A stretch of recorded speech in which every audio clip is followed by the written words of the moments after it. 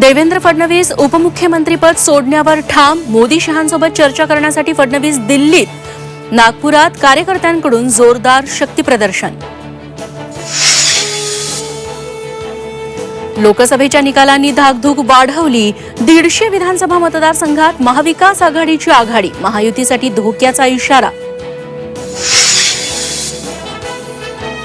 अजित पवारांच्या राष्ट्रवादीत भूकंपाची शक्यता. अजित पवारांनी बोलावलेल्या बैठकीला 5 आमदारांची दांडी. अजित पवार गटातल्या आमदारांना घरवापसीचे वेध. सूत्रांची माहिती. पावसाळी अधिवेशन 27 जूनपासून. राज्य मंत्रिमंडळ बैठकीत महत्त्वाचा निर्णय.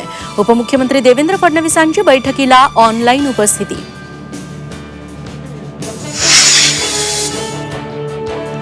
चंदीगड विमानतळावर महिला सीआयएसएफ जवानानं खासदार कंगना राणौतच्या कानशिलात लगावली. आंदोलन करणाऱ्या शेतकऱ्यांचा कंगनानं अवमान केल्यानं महिला जवान संतप्त. सीआयएसएफ कडून निलंबनाची कारवाई. शेअर बाजारात 30 लाख कोटी रुपयांचा घोटाळा झाल्याचा राहुल गांधींचा आरोप.